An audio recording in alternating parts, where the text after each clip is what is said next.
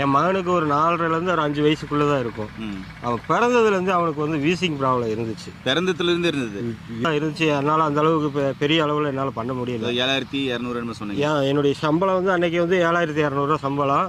அதுலேயே எனக்கு 1,500லேருந்து 2,000 ரூபா வரைக்கும் நான் மாதம் ஆஸ்பத்திரி செலவு பண்ணிடுவேன். அந்த காலத்தில் 2,000 பெரிய காசு இல்லை. ஆமாம், ஆஸ்பத்திரி போக முடியல, காசு இல்லை.